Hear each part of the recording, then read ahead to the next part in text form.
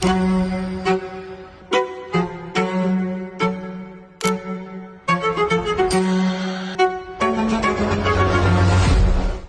evening, everyone, and welcome to our very first webinar series that we are doing with Nexa. Now, we've been doing webinar Wednesdays. We've been covering a bunch of different topics. And for the next 3 months, we're going to be doing an education series with Nexa. This first one, we're going to be talking about smart contracts and diving deeper into, how you use those smart contracts with native token services specifically built on top of Nexa. So that will be the primary topic of conversation. So for the very first part, I'm going through some key concepts. So for those of you that are relatively new, then you may get a lot of value. When I say new to the ecosystem, still learning about crypto and blockchain. For those of you that have been into the space for a while, this first part of this section, a session might be information that you already know. It might be a good refresher. You might want to just tune out for the next 10 to 15 minutes and then join us for the second half when we are going to be bringing in our expert guest speaker, David. He's got a very in-depth presentation for you guys today. Caught up with him yesterday and went through it. And so this is for those of you that definitely keen to learn on a deeper level about smart contracts and specifically how you can build them specifically on Nexa. So that will be that second part of the session. Before we jump into the session, quick little disclaimer, all the information that we ever provide for you is for education purposes only. We are not financial advisors. We're not recommending that you buy or purchase or invest in any token or Nexa. We are just providing you education. You need to go and do your own research. And we always record this content and then we share the recordings in our education hub and then across our social platforms as well. For those of you that don't know who I am, I'm not going to spend too much time. You can go ahead and connect with me, but I'm the founder of Evolver and All Things Blockchain. Evolver is a education and mentorship platform specifically designed to support women. All Things Blockchain is a nonprofit organization that I founded 5 years ago, and I recently started a role with Talent Blocks. But I have essentially been in crypto and blockchain education for over plus 5 years, so would love to connect with you if we have not already. Some upcoming webinars, if you haven't already signed up and joined our Luma calendars, I highly recommend that you do that because then you'll get the updates or always just kind of checking in there because we always have upcoming events. So the next one that we have, which will be online, is with Stand with Crypto. Australia, and then the next couple of webinars that we will be doing with Nexa in June, we will be kind of talking about specifically about use cases that are being built on Nexa, and one of them is gaming. So we have Steven that will be joining us and taking us through that, and actually I believe he's going to be taking us through kind of like a demo. I might be wrong, but I believe that might be the case. And then in July, we've got Andrew Clifford who will be joining us and talking us and taking us through a little bit deeper about rethinking proof of work and consensus mechanisms and what Nexa is doing different compared to some of the other chains. The Education Hub is 100% free and powered by our amazing Education Hub sponsors. So big shout out to them. If you haven't already joined, you can join. All the courses are in there. We're in the process of building out more. So for example, with Nexa, for those of you that are developers and want to learn more about, so if you watch this and you want to learn more about like how do you develop and create smart contracts, that content is coming. It's in the works, so stay tuned. But there'll be more education added to the Education Hub. We will do questions and answers at the end of the presentation. So I'll go through. I'm about to jump into the first part, and then we'll invite David in. If you have questions, pop them in the chat. I may not answer them right away, but we will get to them depending on where we're kind of at in the presentation. Sometimes we'll do them all at the end. Sometimes we'll kind of take them throughout. But please put them in there, and then we will make sure that they get answered. They just might be answered towards the end of the end of the presentation, just so that we can keep the flow going. All right, let's jump into the first part, understanding why the fundamentals matter. So, before we dive deeper into understanding Nexa specifically in smart contracts are not native just to Nexa. So, for those of you that are new and or watching this recording, blockchain has its own kind of language. You're really learning this new terminology. And once you understand the terminology, it's a lot easier to kind of understand the concepts. So you don't necessarily need to be technical to fully understand the concepts. It's not necessarily like myself. I understand what a smart contract is. And it was actually really cool yesterday when David was taking me through and actually kind of showing me an actual smart contract, what you guys are going to see shortly. And even though like it was way too technical for me, I still understood the concept that he was explaining to me. So it does take time. So we are going to cover some of these kind of core terminologies that you need to know specifically for understanding David a little bit better for those of you that are still very fresh and new to the crypto and blockchain ecosystem. So, what is a smart contract? I'm only going to go very, very, very, very brief, and we're going to unpack it more on a deeper level in part two. Smart contracts are not legally binding. I always like to educate my students on that, like when you hear the word kind of contract, but it is basically code, right? You take the code and you put it onto the blockchain, and it removes the need of these middlemen, the manual approval process, and we can take the requirement of trust out, which for those of you that understand blockchain, that's one of the core characteristics of blockchain. Okay, so the smart contracts basically allows us to program, which we're going to unpack as we go through today's webinar. But whatever the kind of rules are, whatever the conditions are that are met, it will execute. And David's got some great examples that he's going to be taking us through today. But just think of a smart contract is, say, maybe the same rules and terms and conditions that you might put into a traditional contract, but we're putting in them in the form of code. And when certain, conditions are met, it will execute something. And we've got some good use cases available for you. So, how does it work on a high level? So, the rules are written in code. So, somebody has to write the smart contracts. And that is what David is going to take you through today, how you do that, and specifically on Nexa. So, somebody needs to write the code. Then these contracts are deployed onto the blockchain.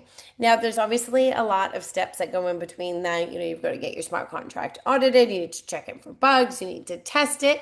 But just on a high level, it needs to be written, and then once the code is written and it's been audited and verified and everything, then it gets deployed onto the blockchain.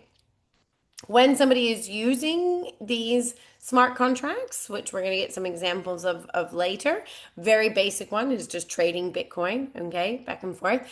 But when those conditions are met, then that whatever is the conditions, then they're kind of executed, and then that is all put onto the blockchain. So that layer is kind of that trust is kind of built into that layer.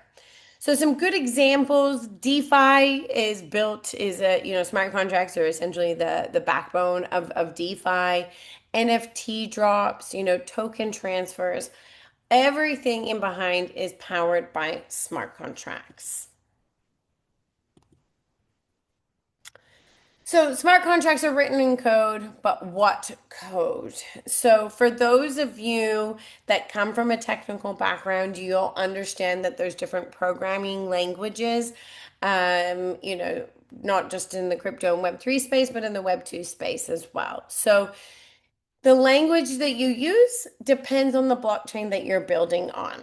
So, Solidity is probably one of the most widely known used because it is kind of powers Ethereum in ERC20. You'll hear often the term like, is it ERC20 compatible?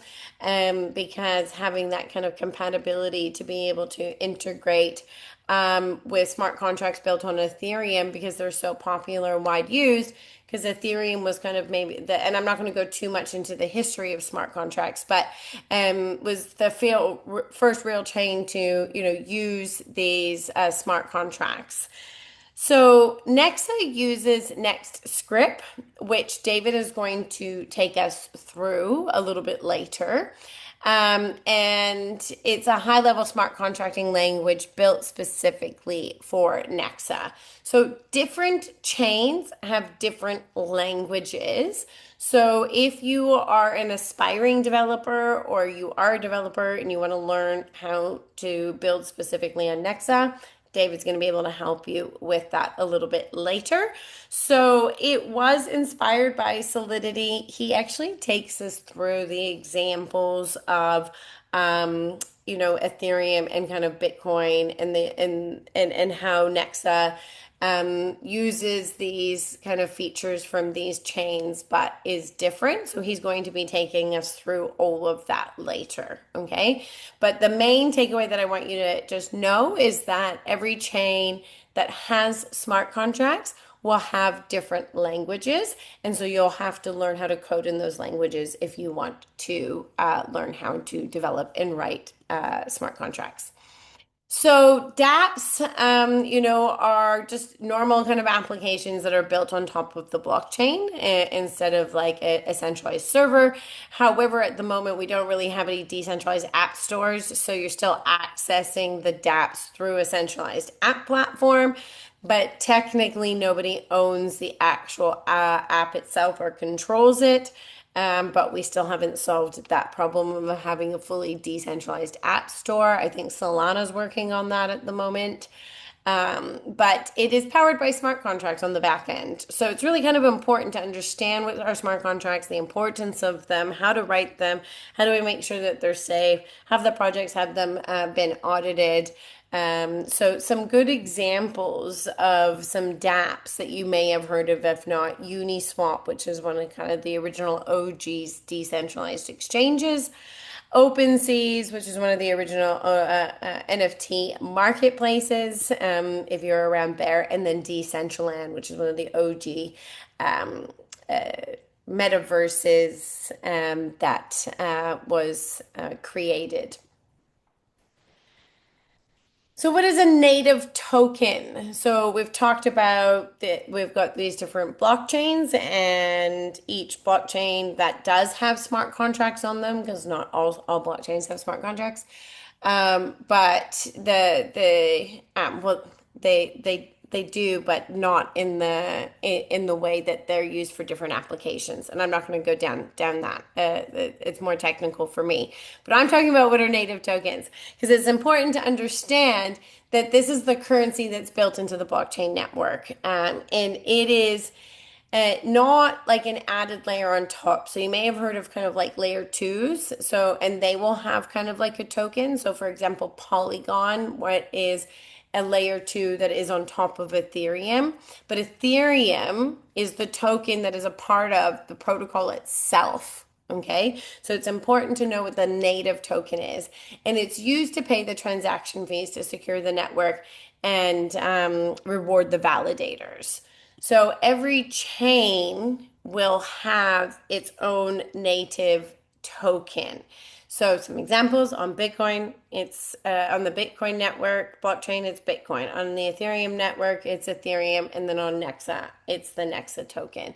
So these native tokens are essentially the backbone of what help run the protocol and the smart contracts, because these you need those tokens. So if you're going to use the Ethereum network, you have to have Ethereum to be able to perform transactions.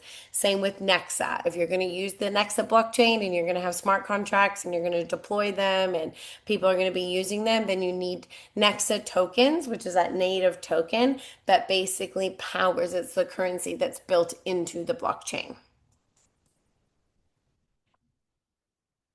Oh, have I? Oh, no, second slide. So let's dive a little bit deeper. So the process of creating and releasing tokens onto a blockchain. Now, we're not going to dive too deep into tokenomics. Like that is not the point of today's lesson.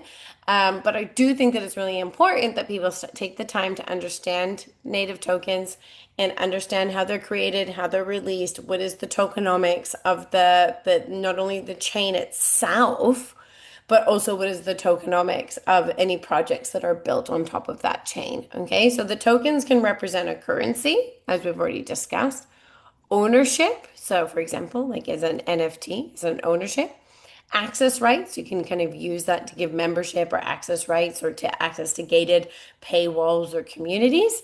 And voting, so governance. We talk a lot about DAOs and how people can be a part of certain communities, and if they have access to that token, then they can participate in voting. And a lot of the times in the developer world, when it comes to making changes to protocols, making commits, all those types of things, they're done by votes. And a lot of times you have to have that native token and be a part of that community to be able to vote on those particular protocol updates. So you've got native issuance, okay? So that's where it's built into the chain. The network controls the supply, and it is essentially a part of how the blockchain functions. It's a part of the engine, I guess, if you want to use an analogy. Contract-based issuance. So this is created via a smart contract. As I said, David's got some good kind of examples later that he's going to take you through. Developed by rules. So whatever the terms and the conditions or the rules are, that is developed and coded by somebody, by a developer. And you can kind of make it really kind of flexible and customizable. So we're not going to go too deep into consensus mechanisms because I have another lesson on that. Once again, if you're new, today isn't about diving deep into these topics. It's just about giving you some good understanding of some of the terminology before we jump into the second half. So some of the two most popular consensus mechanisms, proof of work and proof of stake. The two most popular, you'll probably think of Bitcoin uses proof of work, Ethereum uses proof of stake, used to use proof of work, and David's going to explain to you Nexa and its protocol and its difference between Bitcoin and Ethereum, and he's going to take you through a little bit of a deeper dive to that. So I'm not going to spend too much time on it. But if you don't know much about consensus mechanisms, you don't need to understand it on a huge, deep technical level, but you do need to understand the importance of them and their role that they play within creating an ecosystem of trust that we use and how we use the smart contracts and how they're kind of related. Then you want to be understanding and thinking about on-chain and off-chain. Once again, I'm not going to go too deep into this, but when you think of on-chain, you want to think of everything that is recorded onto the blockchain, okay? Any of the information, any of the transactions, everything is there. Depending on the use case, and David's actually got a really good example of a use case where he's going to pull data from off chain on chain to give to the smart contract, and then the smart contract uses that data to determine how it's going to execute the smart contract. Okay, so it's important to understand where are we taking that off-chain data from, how are we verifying that data, how are we vetting it to make sure that it's true and accurate. And so it's important to understand that when we're thinking about smart contracts and how we're using them for real world applications, because it's very, very important to understand that. And he'll be taking us through some examples of when you're going to have to use off-chain data to execute smart contracts. So now, for those of you that are new, you have a better understanding of, the language of smart contracts, what dApps are, what native tokens are, what token issuance, off-chain, off-chain. And then we are going to jump into the second half. I'm just going to see if David has already joined us already. Oh, speak of the devil. He literally just joined us. So now that you have a better understanding of all of that, we're going to see how understanding the basic terminology and understanding ties into all of this with Nexa, with David. Now, as I mentioned, if you already have questions, you can put them into the chat. I know Jenica has been sharing some links in there. If you want the upcoming Luma, if you haven't joined the Education Hub, she will also share some information as we go throughout the webinar.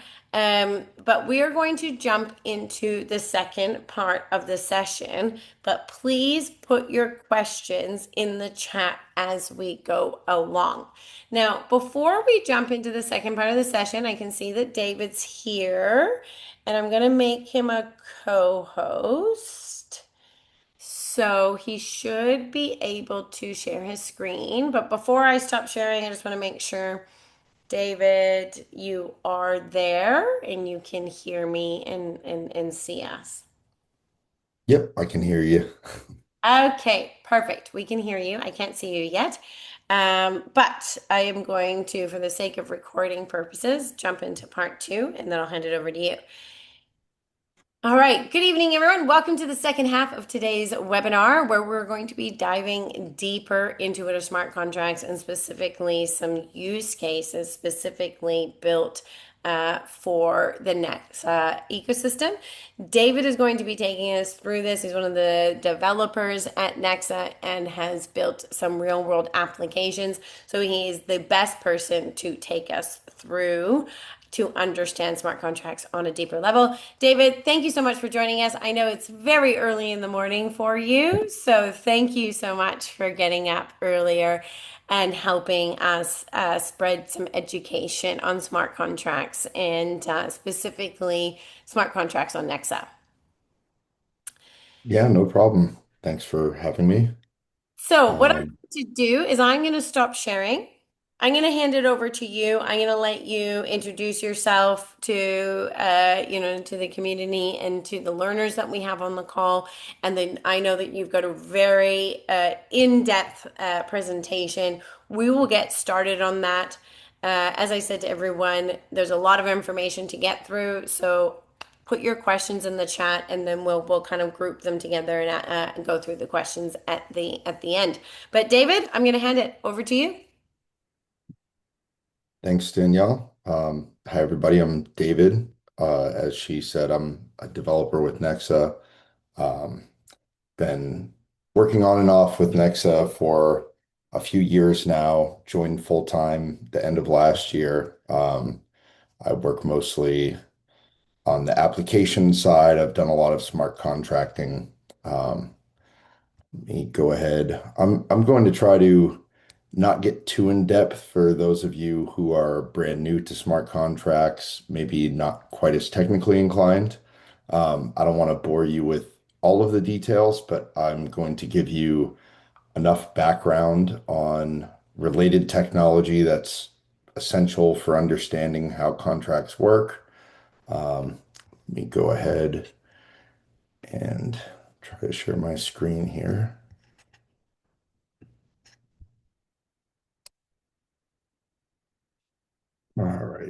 Bear with me for a second.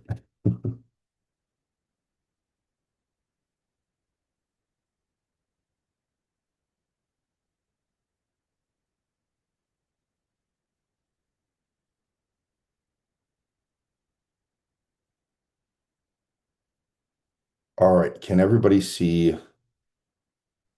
We can see your screen, but it's just not in presentation mode. Yep. How about now? Can you guys? I think you just need to put it in share mode. Like we can Hmm. still see all the slides down the side. It's not in presentation mode. Yeah, this is, sorry, bear with me. I'm not That's all right. Maybe we should have done a test run. We were on the call yesterday. We didn't test. yeah, this is for some reason the Google meeting was a little bit different than this. Yeah, with Zoom. But you should just be able to go share, and then when you put it into presentation, there should just be like presentation mode or like slide mode at the top. And when Yeah, it was in slide mode. Yeah, I think you need it to be in presentation mode. So if you go back to share.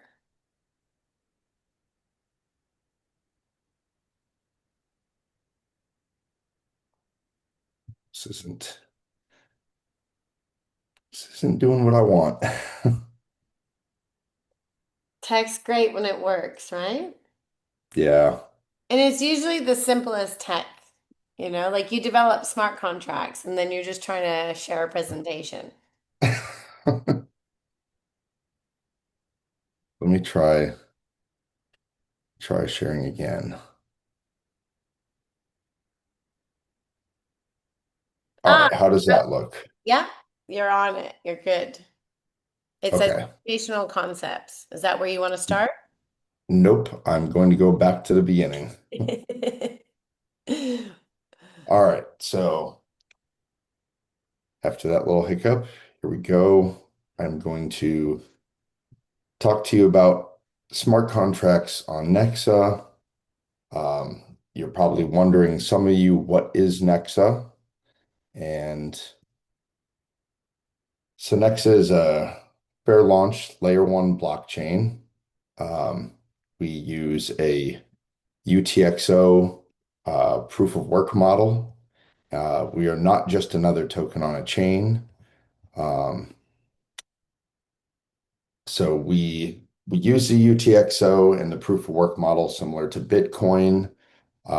We are not proof of stake or account based like an Ethereum style blockchain. We have a native token called Nexa.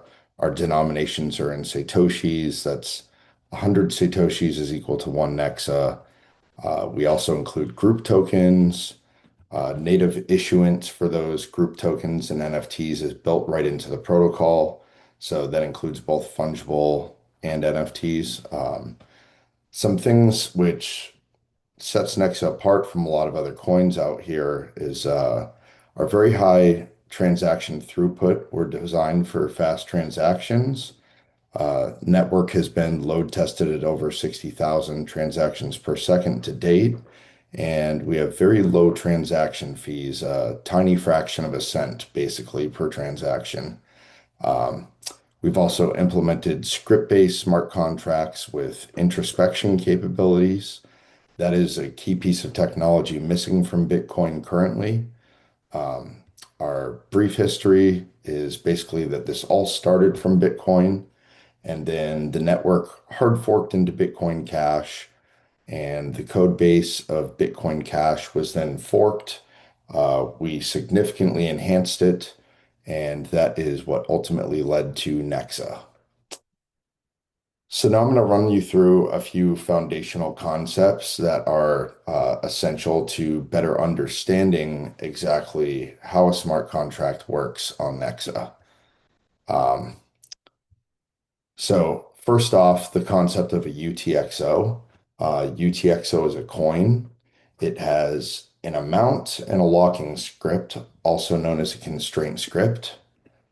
Um, In order to spend that coin or spend that UTXO, you provide a satisfier script. Um, that makes the combined script evaluate to true. So here you can see we have a locked transaction output that is representative of UTXO1.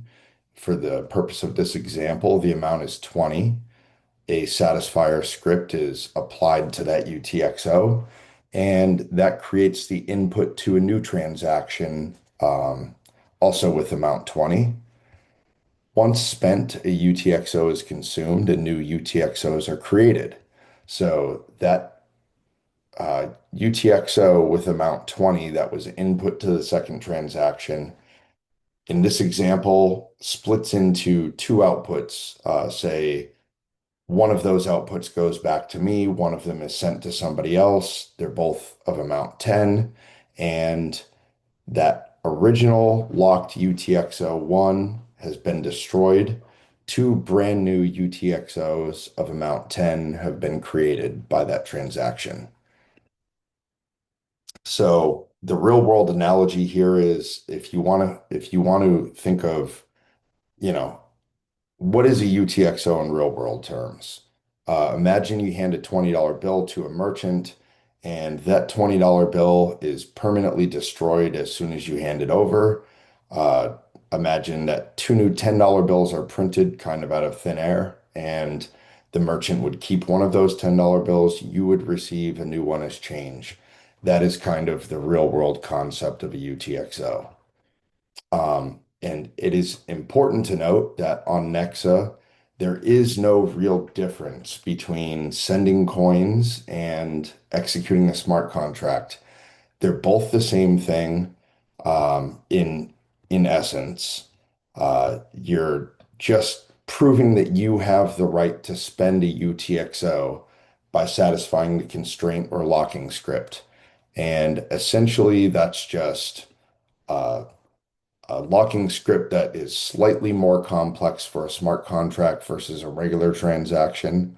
Um, you basically, are providing a valid signature for the owner's public key when it's a regular transaction. When it's a contract, you have a more complex constraint. You are maybe providing an Oracle signature, proving that a price condition was met. Maybe if maybe if there's constraints on where those outputs go, you're making sure the correct person is being paid. Essentially, whatever conditions the contract was created to enforce is enforced by that script. Once those conditions are met, that coin is able to be spent. Uh, but contracts are not a separate system applied on top of the blockchain. They're just a natural extension of the same exact spending mechanisms that almost every transaction uses on the Nexa blockchain. So now we're going to go through stack-based script evaluation. This is another essential component of understanding the workings of smart contracts. I will try to keep it high level. Um, So scripts in Nexa execute on a stack machine, very similar to Bitcoin again, Bitcoin Cash. Um, so you push data onto a stack, you execute some operations. With Nexa, there are really no official loops implemented. So this means that there's a bounded execution window. Scripts always have a termination point. There's a finite amount of instructions. Um, So what you're seeing here is on the left, you have a satisfier script and a locking script. This gray box in the middle, we're going to imagine that as a stack. So what you would do is you would first run the satisfier script. It would push that data onto the stack. You can see 4 is being pushed, next 3 is being pushed. Those are the conditions that and again, this is a very simplified script, but this script is proving that you have met some sort of conditions to spend in a real transaction. You would be signing the transaction, the signature would be checked. This is just a toy example. Um, so next, the constraint or locking script runs and it validates the conditions. The first opcode in that script is add. So that would be pushed to the stack. Now there's a 3 and a 4. You're adding those together. You get 7. Now you push the constraint scripts 7 onto the stack. And lastly, you would push op equal onto the stack. That op equal is going to take those two items, compare them for equality. They all three disappear. The stack is now clean. And that is the condition for a valid spend. If the stack ends clean, the transaction went through.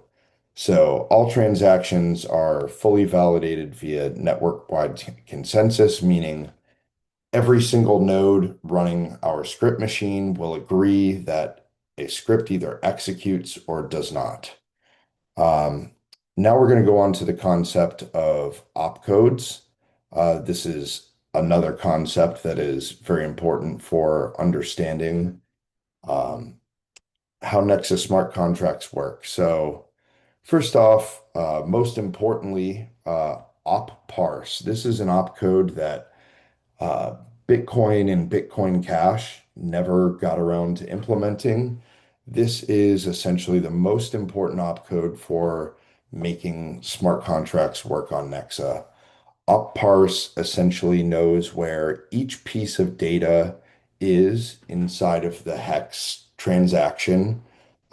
It operates like a template and it accesses the data contained within individual fields.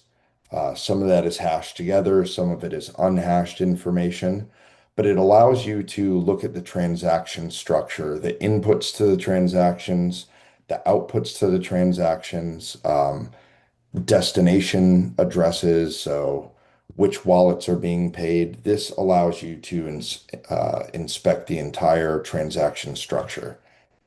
We also have op verify, which is just asserting a condition is true. If it's not true, the script will fail. Um, Check lock time verify is just for uh, transactions or contracts that want to enforce time-based conditions. Um, we have check sig verify, check data sig verify. Those are the signature verifications, making sure that a valid Schnorr signature was applied um, with reference to a specific public key. And then we have a bunch of other standard arithmetic comparison opcodes like add, subtract, divide, greater than, less than, etc. Um, One other concept that I want to introduce everybody to is the concept of decentralized oracles. Um, Oracles come into play in the contracts that I will show you an example of later on. We have some applications or proofs of concept on Nexa that include peer-to-peer betting and predictions. Those all hinge on what are called decentralized oracles to sign the outcome. Essentially, an oracle is a trusted provider that just signs statements about any real world event. And an oracle could be hosted online and created to sign any piece of data imaginable. On Nexa, we have a couple of oracles that we use. One of them, for instance, signs data on the prices of Nexa at given timestamps. Hourly average, daily averages. We also have another oracle that signs the scores and outcomes of sporting events. Um, so essentially, a contract would take the signature of the oracle, compare it to a well-known public key of that oracle, and just verify is the spending proof coming to this contract signed by the correct oracle. And that public key would be hard coded into a contract at compile time. We'll get into that a little bit more later. But essentially, Decentralized Oracle does not know or care about any of the contracts. It doesn't know the participants. It doesn't know who bet on what side. Um, if it is a bet contract that's being settled by your Oracle, the only thing the Oracle knows about is the score or the outcome of the event. So it simply publishes signed facts.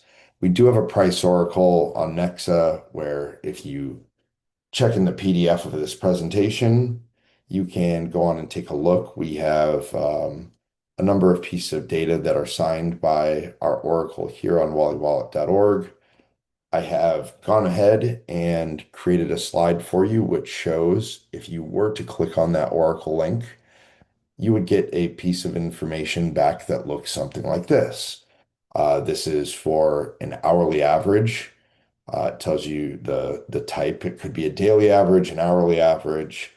It also comes with a message that contains some hex data and a hex Schnorr signature. Um, the data that's being committed to in this signature is essentially these three fields down bottom. There's a timestamp, a price, and a ticker symbol of USDT and Nexa. So the information in the epoch seconds, price, and pair price unit fields is the data that's being signed. Um, you get that signature back. If it checks out, you parse out all of the data from a well-known structure, a certain number of bytes in each field, and you will get this same data back out of that out of the hex, and the signature will check out. So next we have a comparison about the difference between smart contracts on Nexa versus smart contracts on Ethereum, which is probably, for those of you who have exposure to working with smart contracts, you're probably familiar with the EVM style contracts. Um, Nexas are quite a bit different. So we have, again, the UTXO based model on our blockchain, and that extends into our contract scripts. Whereas Ethereum is an account based model. Um, UTXO smart contracts essentially are spent one time, that contract is executed.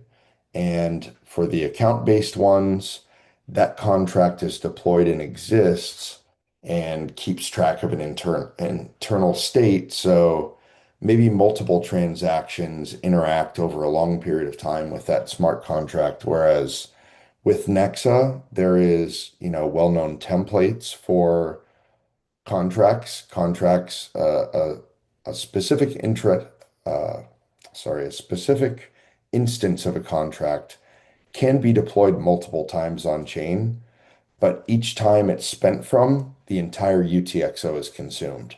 So contracts are kind of one and done on Nexa.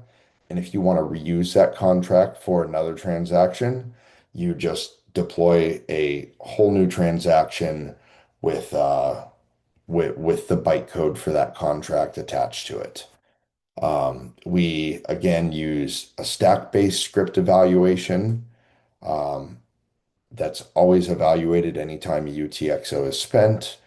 Ethereum, by comparison, uses a Turing-complete virtual machine that maintains a state and storage.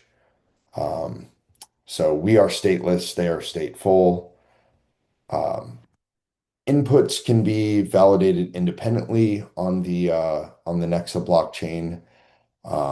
You can, in one single block, you could have 10 instances of the same type of contract, say the same particular type of bet that has been launched using the same contract, but for 10 different participants. All of those can be evaluated independently within the same block.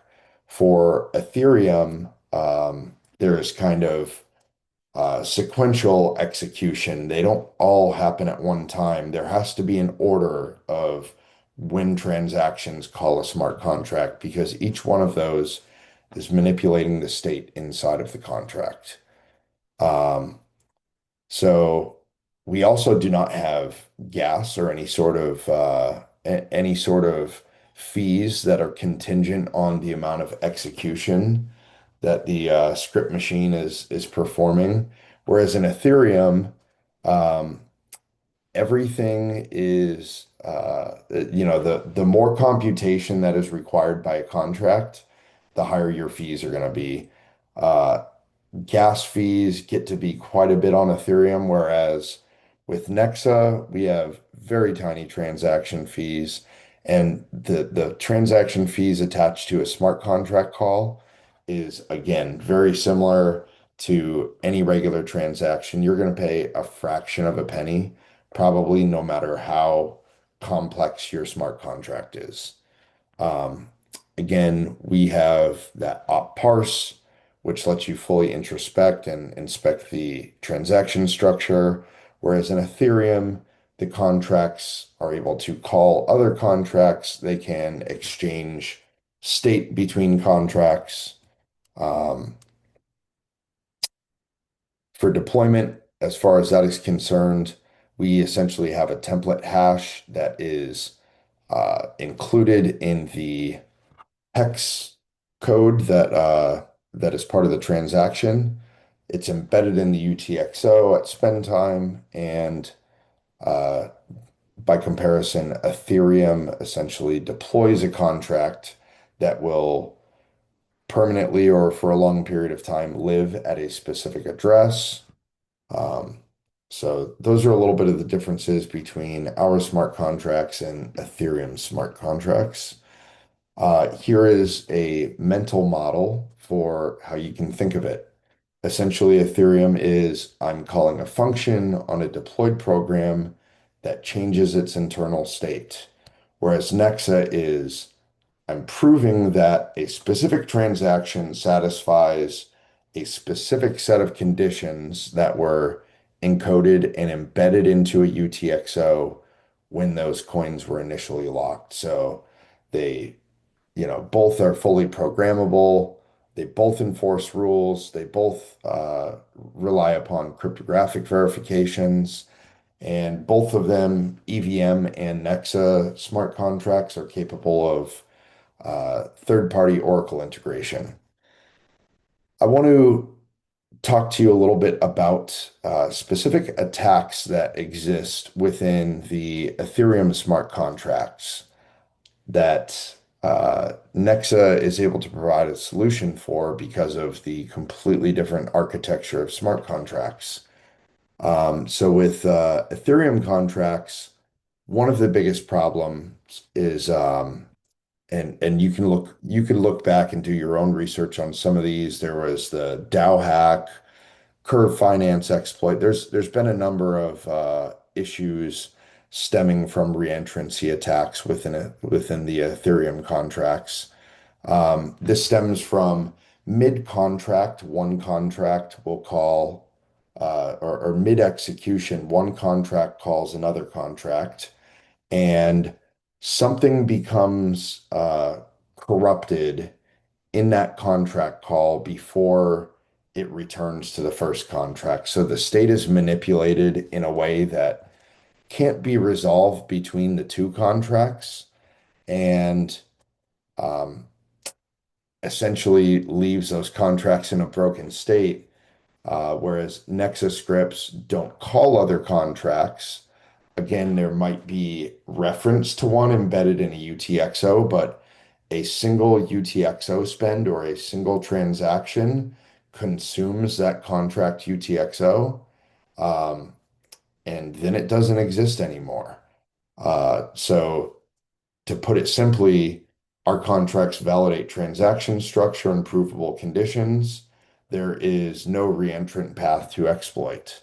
Um, Another related attack on Ethereum contracts, or less of an attack, more of just bugs, is the state mutation bug. So Ethereum contracts are constantly modifying a persistent storage. They're updating balances, mappings, flags in the code, and bugs in any of those state transitions between contracts can leave contracts in a broken state permanently. If that contract can no longer execute correctly, all of the funds locked within it are stuck, many times unrecoverable. This is not as uncommon as you would think in EVM contracts. Uh, Again, Nexa's contracts are completely stateless. The UTXO either exists or it's been spent, so there's no mutable state to corrupt. We also talked about the bounded execution and the no gas fees. Within Ethereum, there's actually some gas-based attacks that exist. One of them is called gas griefing. There is also kind of a complex estimation that you have to do when interacting with a smart contract on EVM. You have to estimate how much gas it's going to take to perform that contract call, and you have to ensure that you have uh, enough coins attached to that transaction for whatever the transaction is that you're performing, as well as for all of the gas fees. If you miscalculate that and you are trying to spend a very exact amount and you don't want to send too much, you can end up in a situation where you call a contract, it eats up, uh, you know, most of the gas money that you sent it, and it doesn't have enough money to continue executing and finishing with your transaction. So you end up with an out of gas revert, is what it's called. So that contract call, that transaction is canceled. You didn't have enough funds to pay for the execution of that contract. Um, that doesn't exist on Nexa. It's a straight up, very small transaction fee, and there's no guessing about it. Um, we also have what are called front running attacks, where miners can reorder in Ethereum smart contracts. Say you have a contract that is buying and selling some sort of asset within a contract market. Um, Sometimes the market will do one thing and the prices can increase or decrease based on whether a buy happens before a sell or a sell happens before a buy. With Ethereum, miners can essentially control the order with which those contract calls happen. And so if they wanted the buy to occur before the sell contract call, they can reorder those. And maybe insert a contract call of their own before they see either a buy order or a sell order coming into that contract. So they can kind of manipulate the order with which those contracts are called and potentially profit from it. That doesn't exist with Nexa's UTXO model because again, the UTXO is spent from once and then it simply no longer exists. You can use that same contract template in a separate transaction, but that particular UTXO has already been spent. So there's no reordering. The contract call happens once on Nexa and it's consumed. Um, there's also what I mean by explicit value transfer is on Ethereum, tokens basically, token transfers happen behind a uh, complex bunch of code in a smart contract.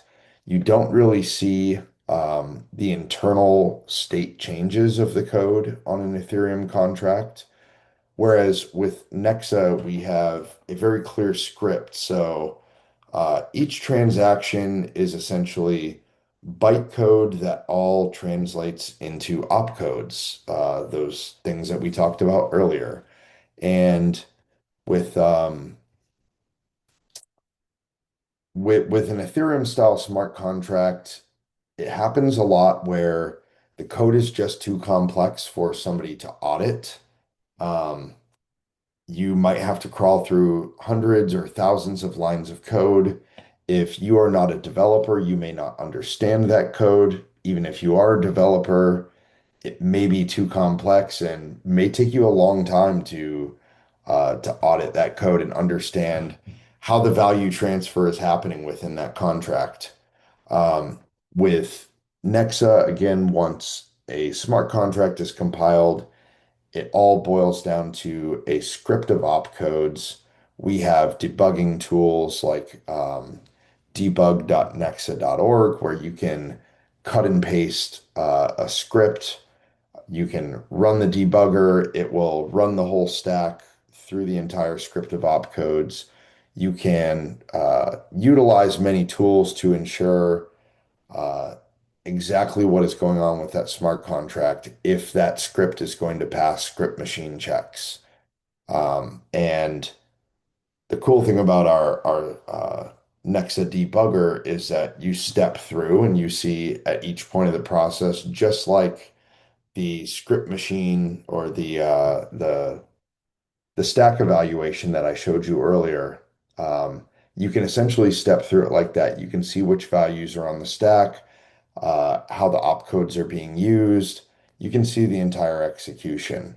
With Ethereum smart contracts, it's just a whole lot of code to go through, and a lot of times you're taking it on faith that the developer of that contract wrote a bug-free contract and that the code will execute as intended. Um, so that is how Nexa solves a lot of the problems of EVM style contracts. Next, we're going to get into the actual smart contract part. There is a couple of things I want to explain to you so you'll understand when I show you an example of a Nexa smart contract. Um, One essential thing is that we have different types of arguments. Template arguments are essentially uh, baked into the contract bytecode at the time when it's compiled. These are values which are fixed uh, at contract creation. Um, these change the value of the template hash, which is essentially a unique identifier for a specific contract on Nexa. Uh, every unique contract will have a different hash of the template.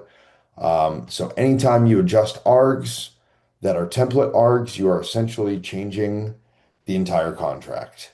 Um, it will not appear to be the same contract to users on the blockchain. It will appear as something entirely new because the contract hash changes when you change the template args.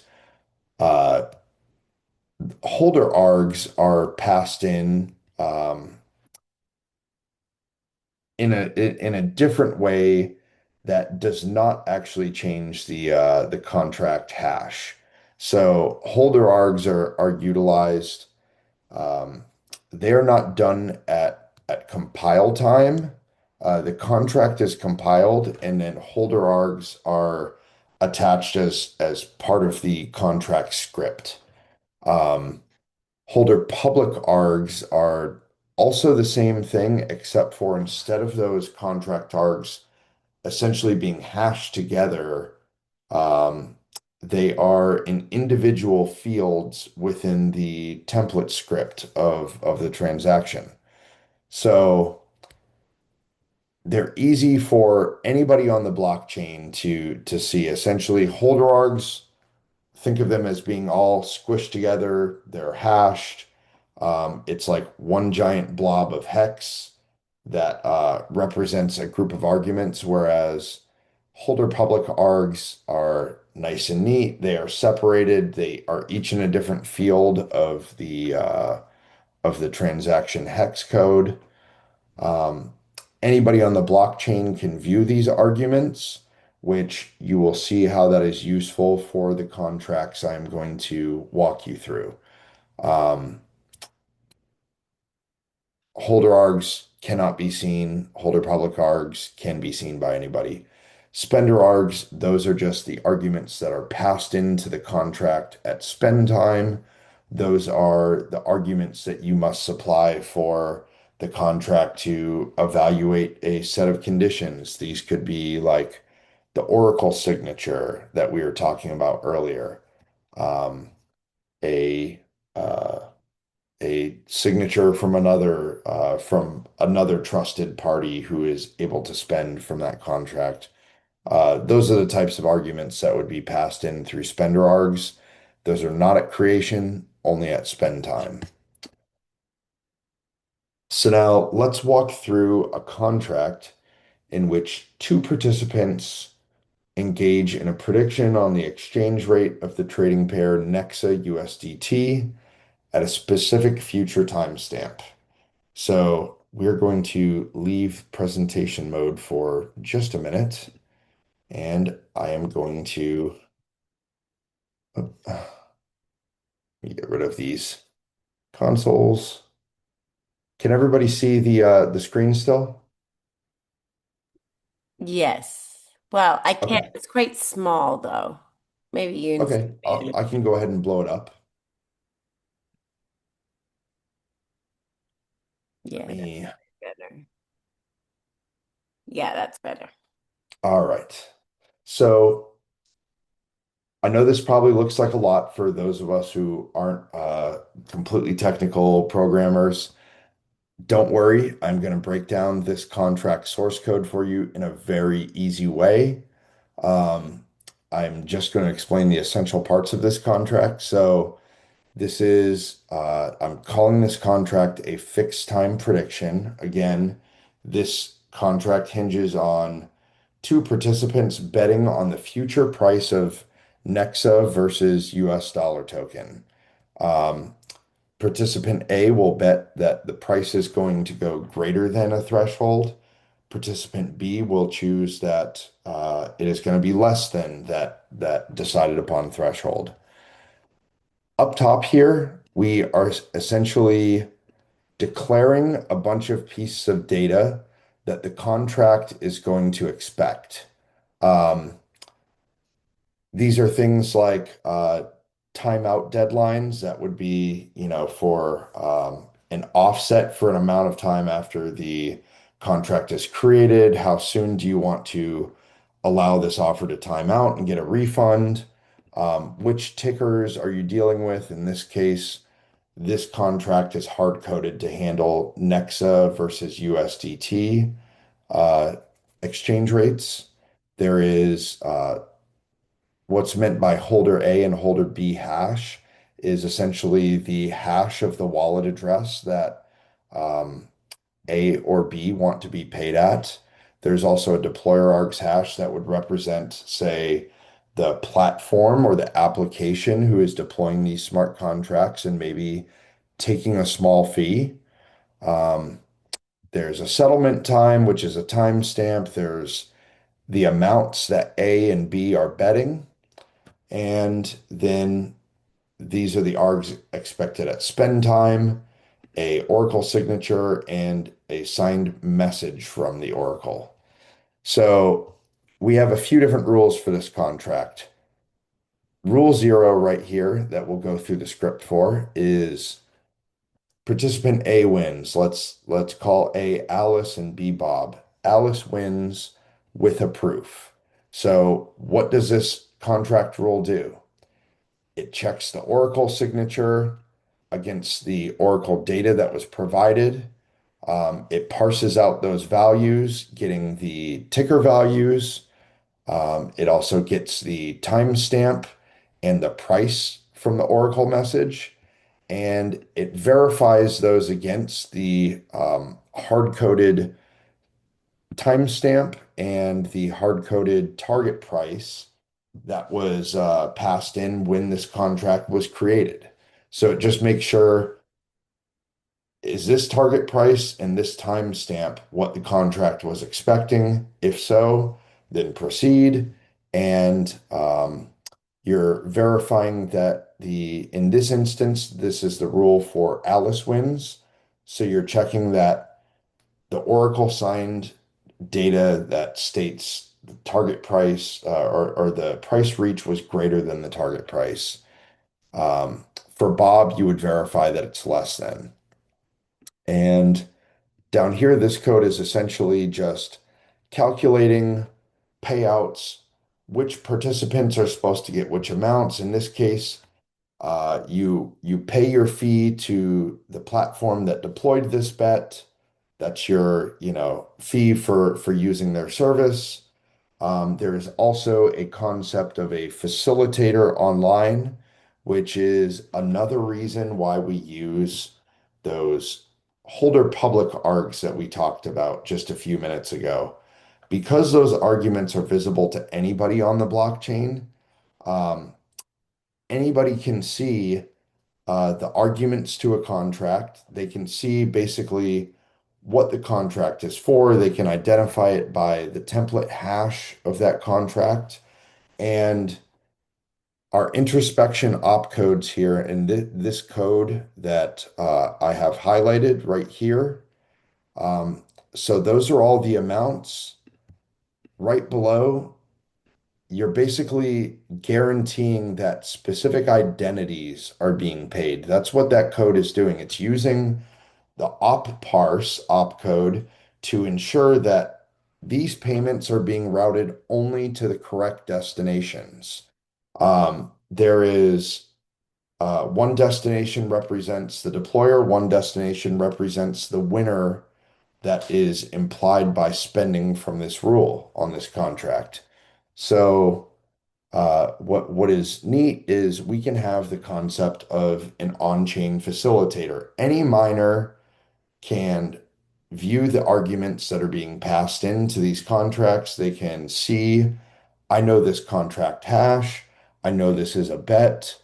I see from the third party Oracle provider, maybe they write their own code to watch that Oracle service and they're running a full node, so they watch the network. They see these contract transactions going through. They know that the Oracle has a signed outcome available for that contract, and they could construct the transaction together to spend those coins on behalf of the contract participants. So the neat thing is in the Nexa ecosystem, any third party is capable of spending some of these types of contracts. The only catch is they can only spend them to the correct parties. So if I win the contract, any miner on chain could unlock the coins from the contract, but the only thing they can do with them is send to me. Uh, their incentive for doing so is that we leave a little bit of money, um, off of the contract claim. We hard code these contracts to allow for a particular, usually very small fee to be taken by these on-chain facilitators.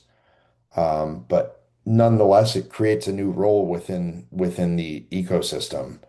Um, so going further down the contract, we have a rule for B wins. It's the same thing. We're checking signatures. We are checking ticker values, timestamps. We are verifying that the price did not reach a target. We're verifying that the amounts are correct. This time we are verifying that the winner hash is actually Bob instead of Alice. And again, making sure the platform is paid, leaving some money on the table for the facilitator to claim.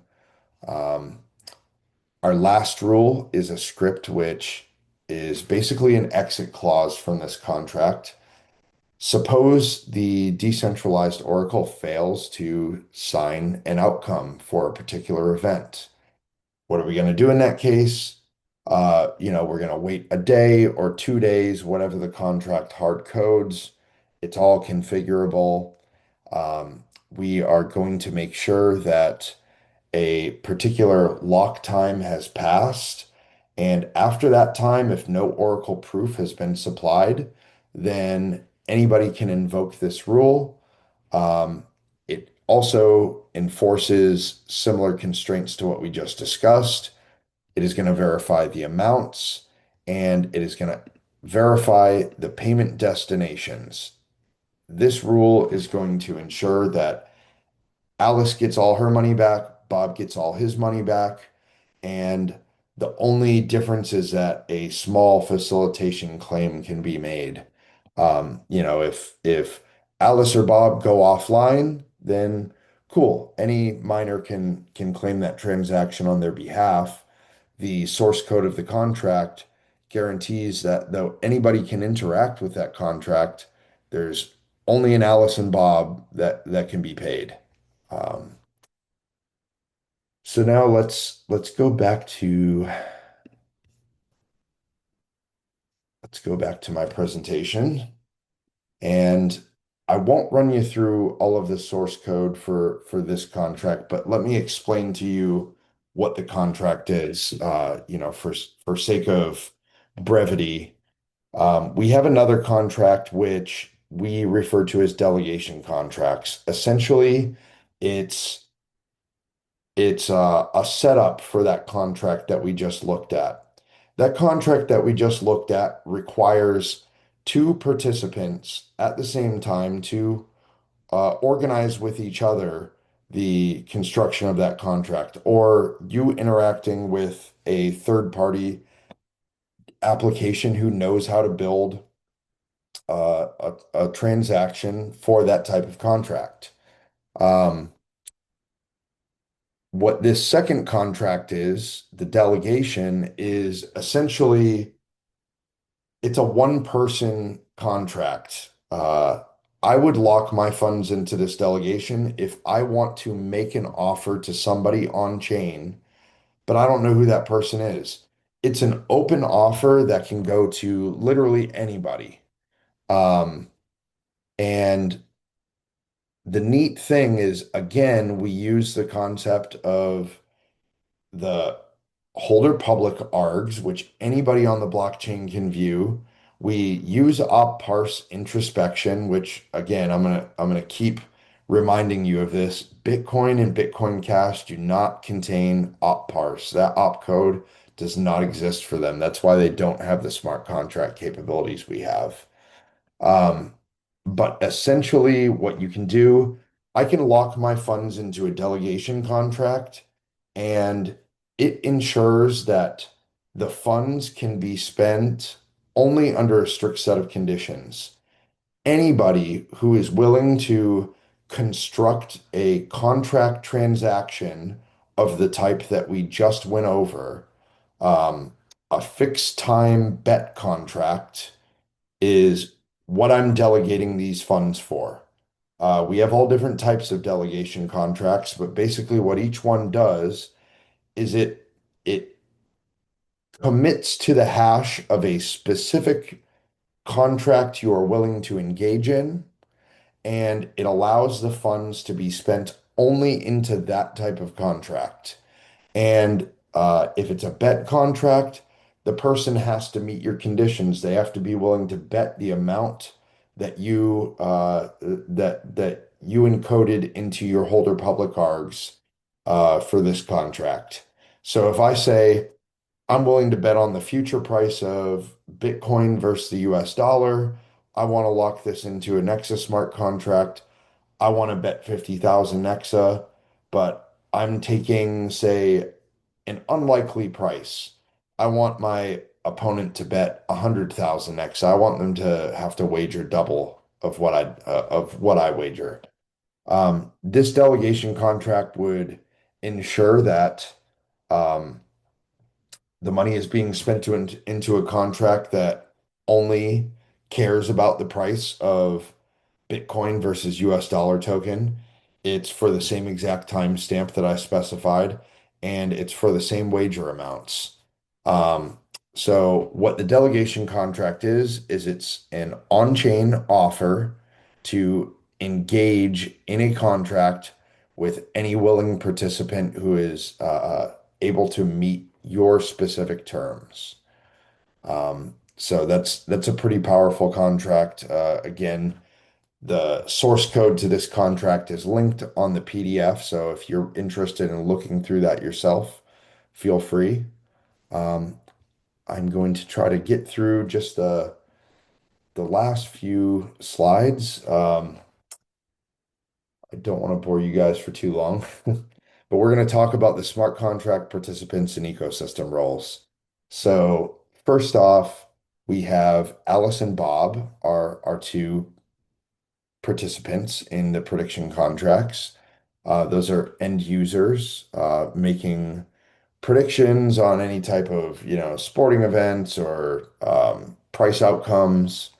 We also have applications for contracts that are used in blockchain gaming, um, many other use cases as well. But for the sake of this example, we had Alice and Bob.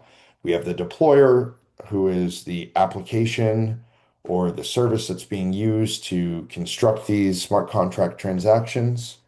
We have the facilitator, which again, I told you about is any on-chain entity or miner who chooses to advance the state of your transaction without you having to be online.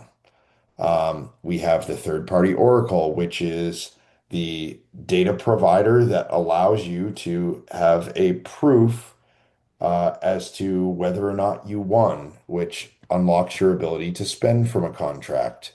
There's also one other role that I didn't mention that exists in certain types of bet contracts that I use.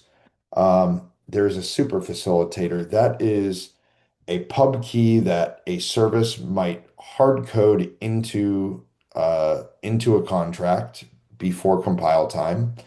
And that is like one public key, one wallet, one entity that you are trusting to be able to cancel one of those delegation offers that I just talked about.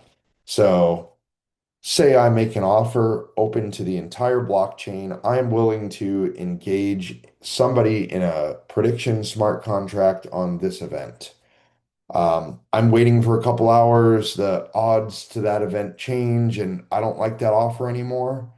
Um, the only way I can get that money back is by invoking the super facilitator rule. I have guaranteed that those funds are locked, and the only way I can get a refund on that, if nobody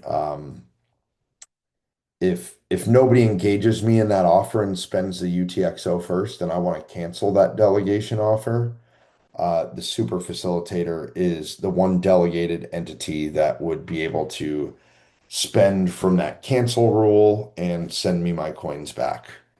So it's another trusted third party, which some contracts utilize, some contracts do not. Um, all right. So what is the value that these roles and these contracts provide to the Nexa ecosystem? First off, we are it's an attempt to compete, and hopefully a bunch of users decide that they actually like the security and the safety of Nexus smart contracts more than for Ethereum smart contracts. So we're hoping to attract users from chains like Solana or Ethereum who might realize Nexus smart contracts are just as capable, and in a lot of cases, they are safer to interact with. There's also a very low barrier to interact with these contracts. Again, the super small transaction fees uh, lend to the ability to be able to use contracts in ways that you can't on Ethereum. Try making a bet with your friend for $1 or two on the Ethereum blockchain using smart contracts. It's not going to happen. All of that money is going to be eaten up in gas fees. Nexa, anything that you bet basically that is, even a cent or two would be a worthwhile bet on the Nexa platform. Our transaction fees are literally that small. And what these contracts do is the ones we ran through are simplified, just a bet between two participants. But what it shows is that there's full capability of ensuring specific parties get paid. Those specific parties get paid very specific amounts that the contracts can calculate. It allows either everybody or only very specific parties to be able to settle those contracts and spend those coins. So there's a lot of complex mechanisms within those simple contracts that shows Nexa contracts are perfectly capable to be coded for, any kind of decentralized financial applications. Also, these provide more miner revenue. The more contract transactions there are, the more ability that miners have to facilitate these transactions and earn those small bounties for advancing a contract to a settled state. And facilitators matter because this is a new way of performing a permissionless settlement.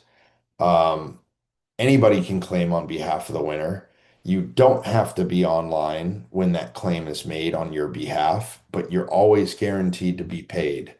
And this creates an entire new stream of revenue beyond just block rewards and regular transaction fees for miners. So Nexa just had our first halving. Once once we have future halvings, we're on the same schedule as Bitcoin.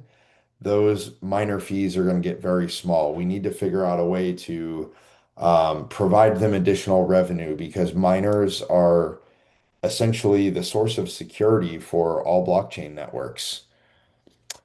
So, current and future use of Nexa smart contracts. I'm just going to point you to a couple of applications that exist right now on our test network. These links will bring you to these services. You can check them out if you want to. You will have to download a Nexa Wally wallet in order to fully utilize these sites. But we have a battle card game. I don't know. It's, essentially similar to, say, like a Magic or Pokemon. It's a battle game with NFT group tokens used instead of physical cards. So we have smart contracts which will lock a certain number of each player's cards prior to the battle. Upon winning or losing, that will determine whether you get all of your cards back or whether you forfeit one or two of those cards to the winner. So smart contracts are used for blockchain gaming. This is the prediction application where you can make predictions or peer-to-peer bets utilizing only smart contracts. The really cool part about this is normally you would interact with a sports book, you would send them your money, and you would have to trust that if you win, they're going to pay you what they're supposed to. With this, it is um, the service constructs a transaction that your wallet approves. As soon as your wallet approves it, all of those funds are secured within a smart contract directly on the Nexa blockchain. No third-party service is in custody of your money. You don't have to trust anyone as far as whether you're going to get that money back or not. If an Oracle proof exists stating that the team you bet on or the outcome you bet on for any given event is correct, then you have the proof to have those coins returned to you, or you can spend them. Any on-chain facilitator can do so. So those are a couple of the current use cases of Nexus smart contracts. Um, so yes, again, we know there's so many opportunities for further implementations important to DeFi, blockchain gaming. Um, a few ideas or contracts that we have under development would be delegation circular spends. That's one where, say I wanted to offer a prediction of betting 1 million Nexa on to anybody on the blockchain. Somebody sees that offer and they want to accept 400,000 of that bet. They would spend 400,000 into the contract that I indicated I was interested in engaging with, and the other 600,000 would go right back into that delegation contract, ensuring that it continues to be available for any other willing participants. Um, we can also use delegation contract, which will bind multiple parties into a contract. Instead of a two-person contract, we could have 100-person contract, 1,000-person contract.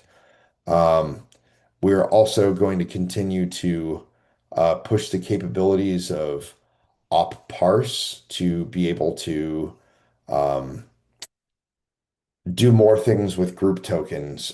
We might use the group tokens for prediction markets instead of just peer-to-peer betting.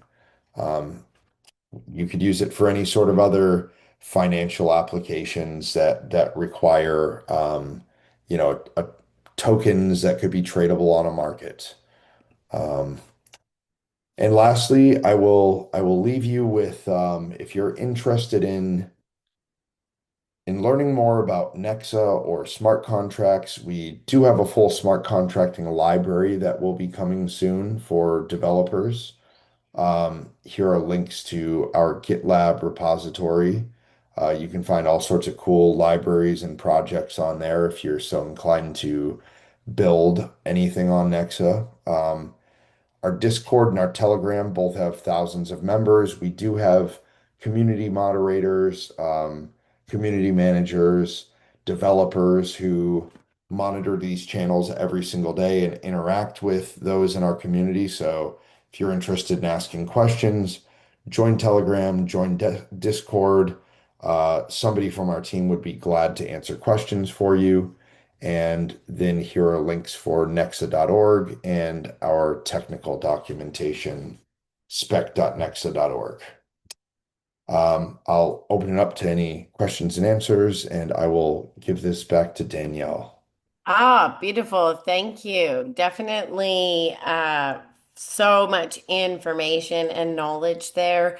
And even for me, even though like I'm not a developer and some of it was like you're speaking a whole new language, I think that it's so important for people just to understand the general kind of functionalities and some of the vulnerabilities. And one of the questions that I have, if anybody has any questions that they want to pop in the chat, go ahead and do that. I'm also mindful of time, definitely getting late over here, and then you've probably got to get on and start with your day. But you were talking about some of the potential vulnerabilities with smart contracts on the Ethereum, and I'm sure we've all heard of these different types of hacks and things that happen. And you hear of smart contract audits to try to help prevent, whether it's bugs or whether it's, like code, backdoor code and whatnot. So, my question is to you, with smart contract audits, do they need to particularly learn like the Nexus script language and how you guys kind of build and like all of the codes and the language of your smart contracts to be able to audit them? Like, and would that mean that particular smart contracting auditing firms would specialize in particular smart contracts? So, like, for example, smart contracts built on Ethereum and Nexa, or is it kind of universal when you're getting like anybody could audit any smart contract? So on Nexa, again, we talked about the fact that it's a script-based language. So you wouldn't necessarily have to understand some of our programming languages in order to do an audit on a smart contract. The source code that I showed you guys was done in our Kotlin domain-specific language. Um, that is the code that I would write one of the smart contracts in.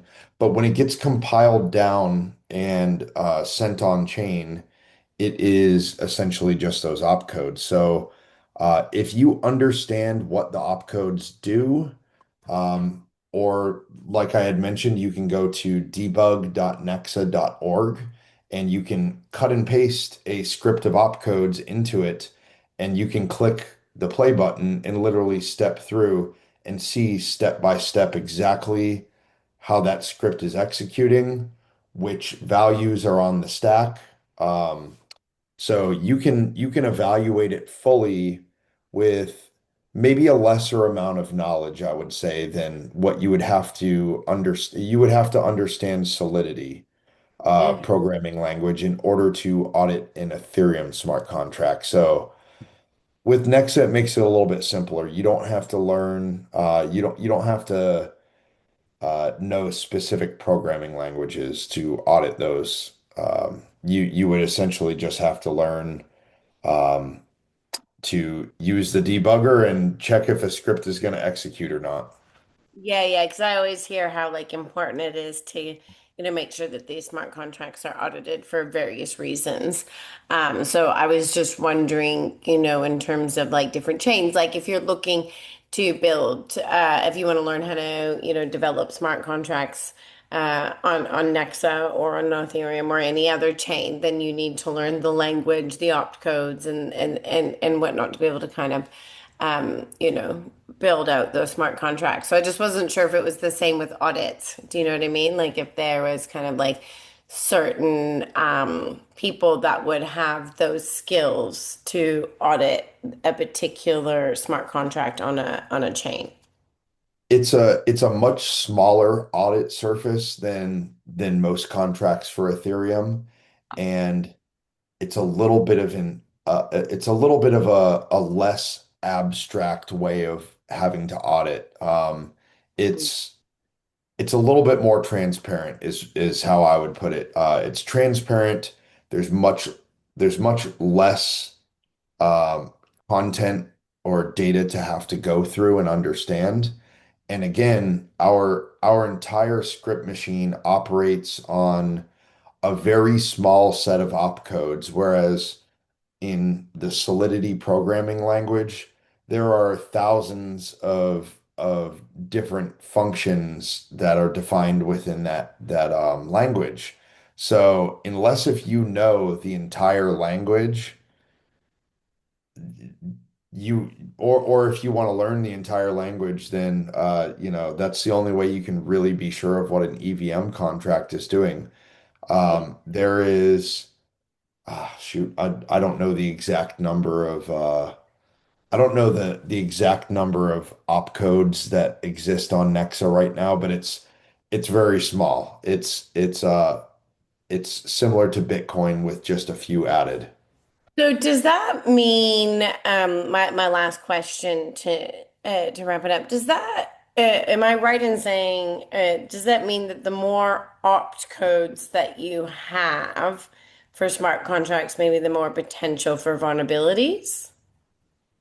Um, well, each opcode is essentially like one op could be to add two stack items together. One could be to multiply two stack items together. Another could be to take the fifth item down in the stack and swap it with the top. Or to shift some of those items around.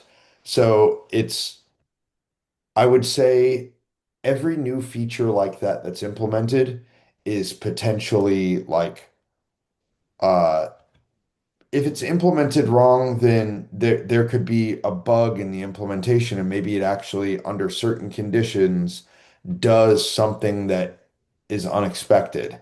Yeah. But I wouldn't really call it an attack surface, more of a bug surface. But really, Mhm. the benefit of adding more opcodes is that you give the script machine more functionality, and you enable things like smart contracts on Nexa, which, adding a couple of simple opcodes, Bitcoin and Bitcoin Cash could have these things, but they don't because they haven't implemented these opcodes.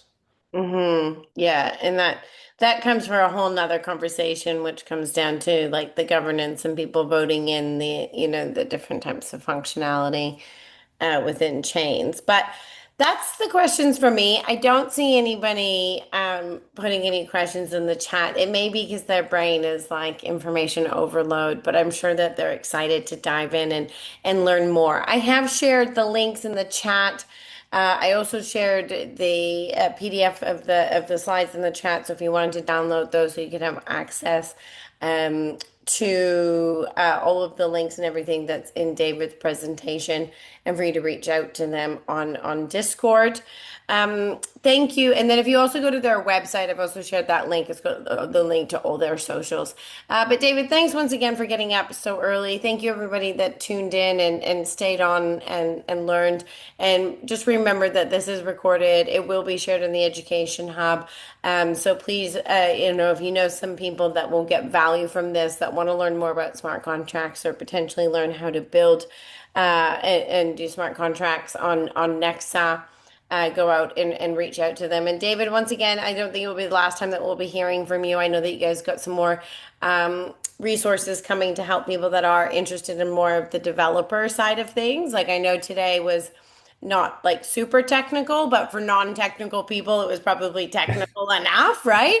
But for Yeah. those that want to dive deeper, I know that you guys are working on some things to try to help it developers learn how to build on Nexa using like AI tools and things like that for them to stay tuned on. So thanks once again for your time.